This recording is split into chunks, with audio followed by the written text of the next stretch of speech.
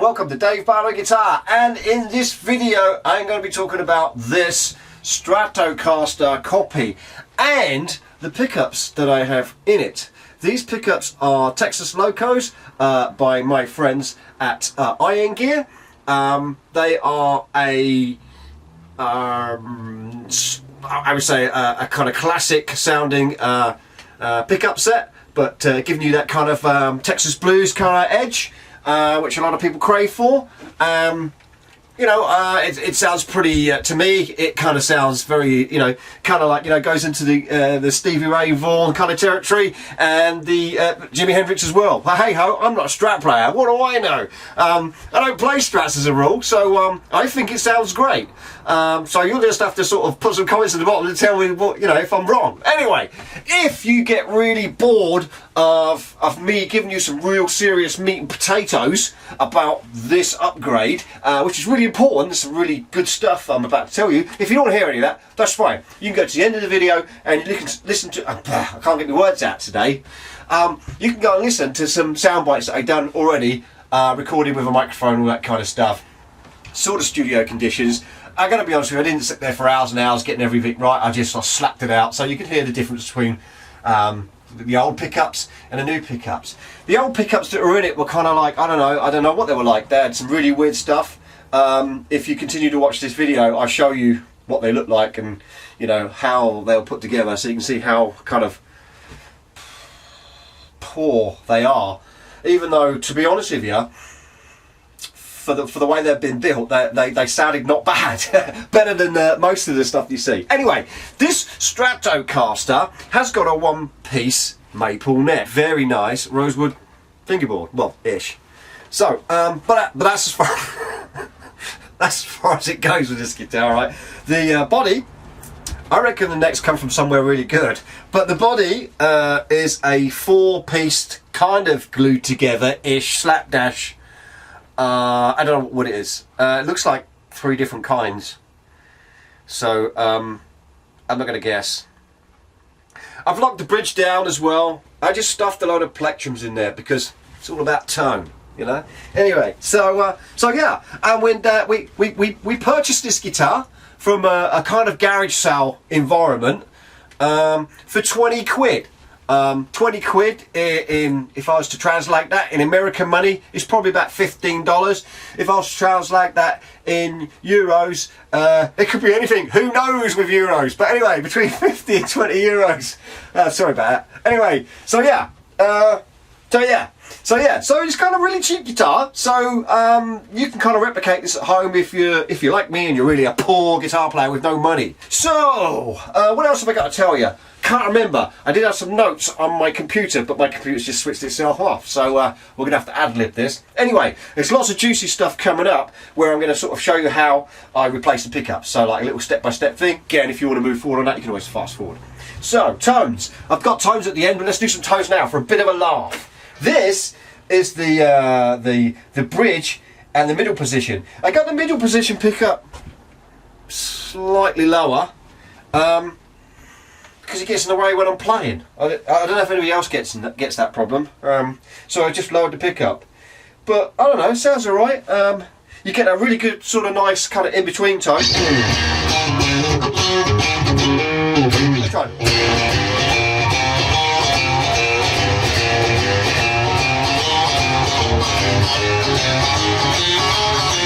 Yeah, you get what I mean. So that's quite a nice in-between here. So let's go to the in-between tone on the neck and the middle, because that's really tasty too.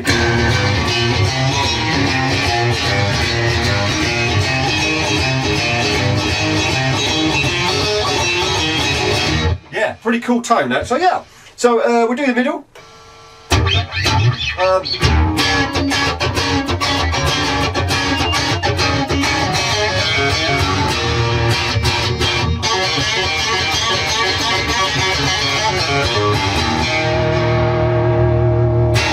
Okay, yeah, I hear you. Clean, right? Okay, clean. I'm going through the Thomas Blug guitar system. So yeah, so I'm pretty getting some usual classic tones, which you probably expect. But anyway, so clean. I'm not going to play around with the tone control. You don't get any tone controls with a clean. It's really weird. What? Who thought of that? What a stupid idea. Right, Leo Fender, you're stupid, right? You got two tone controls, and you put the 2 tone controls on the middle pickup and a neck pickup. Banana Bridge, where you need a tone control just to take that edge off. Is it me, or is it because I'm not a Strat player? Maybe it is me. Comments below. Anyway, clean. So clean, yeah. I mean, let's do dirty clean.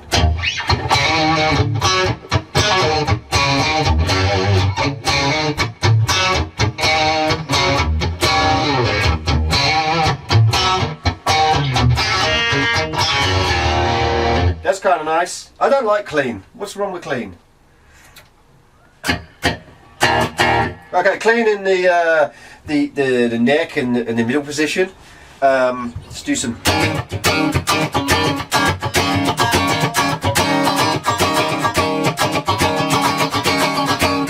Do you know what I like about these pickups? These pickups are kind of okay, but it's just when you put a bit of grit on them, they kind of like seem to sort of come to life.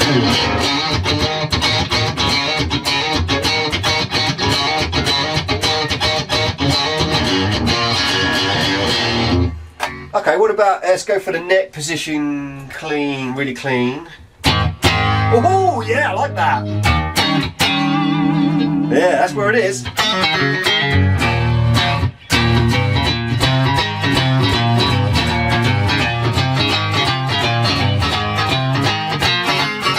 What about neck and middle? So.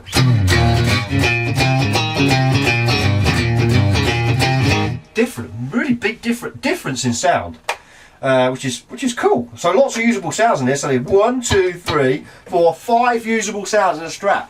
That's more usable sounds than you get on a twin humbucking guitar, which is pretty cool.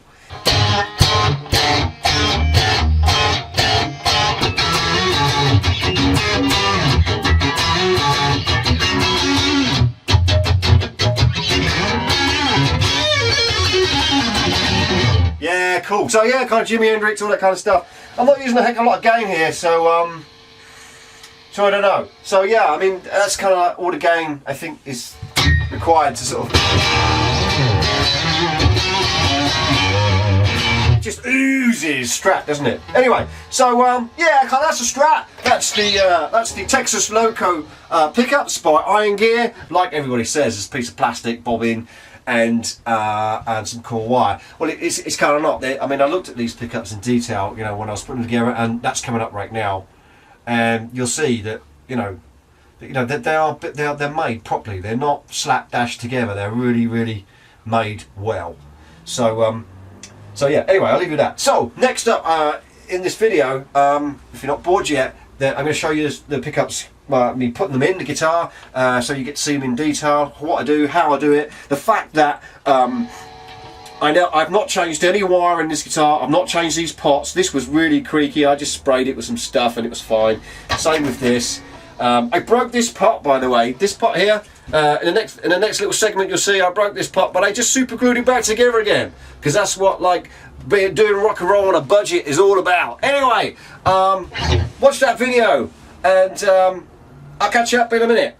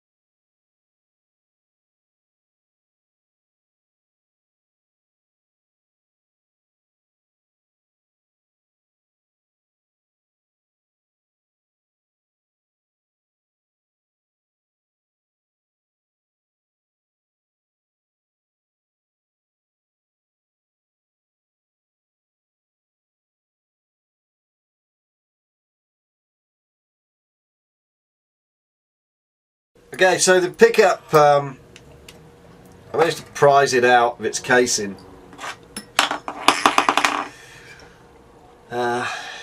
So yeah, I mean, I thought it sounded okay. I thought, you know, okay, I'm not a Strat user, right? I don't use Strats, I don't play with Strats as a general rule. You know the history of this one already, but I thought it sounded okay, you know, even with these pickups in, but a little bit raspy perhaps, but okay. But you know, these pickups, this is kind of like what feels like a waxy material, but it's not. It's just like some kind of cheap magnet. It's a thick old magnet.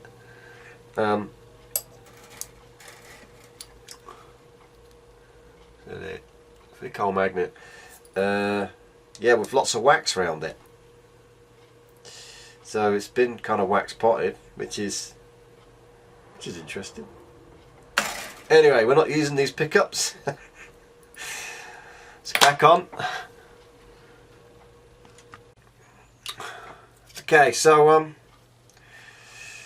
here's the IronGear Texas Loco. This is the neck pickup. As you can see, it's very well put together.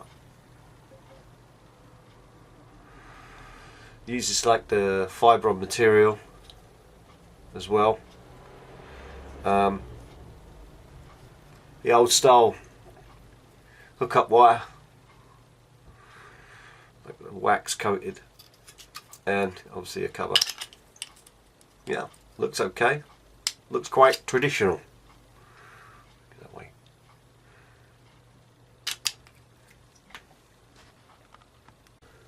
Okay, so I've hit a bit of an issue. Obviously this is not like a proper Strat, and it was made by who knows, by what Chinese, Japanese or whatever company. I think it's an old Japanese, but anyway, these dimensions are wrong. I just checked it against another one, and definitely these dimensions are wrong. So obviously this is a budget guitar, and we want to keep it budget, so we don't want to spend any more money on it. So, you know, we don't want to change the parts. We're not going to change the switch or anything. They all work, so why change them? And I don't want to change the scratch plate either. But this pickup does not fit in this hole. So I'm looking at it, and it looks to me like the screw holes pretty much line up. So I'm just going to have to kind of take a little bit off this end and a little bit off that end in order for these pickups to fit. So let's see if I can crack on with that.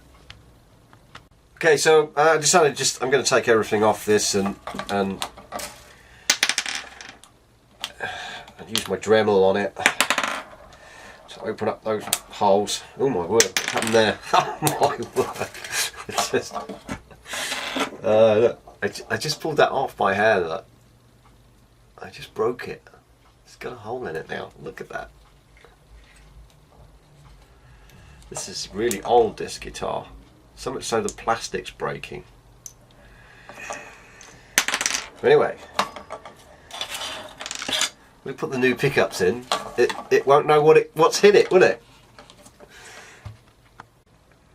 This guitar used to be black when we got it. And I don't know if I said, but we paid like, you know, £20, 20 quid, or I don't know, if it in US currency, $15 for it.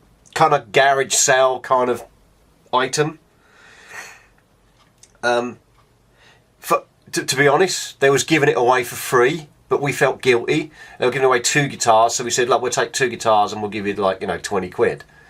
And one of the guitars was a bass, and it was rubbish. It was just a piece of junk. But this seemed to play quite well. But anyway, it used to be black, and but anyway, when we got it, it was green, and then my son rubbed it down. It went black, and then he said it went another colour, and then there was another colour, until he got down to this kind of beigey colour. And then underneath there's obviously this white undercoat. So I'm wondering if it was this beigey colour to start with, or whether this is just part of the undercoat. I have no idea. You can see where they've spray painted it green. and there's black there as well.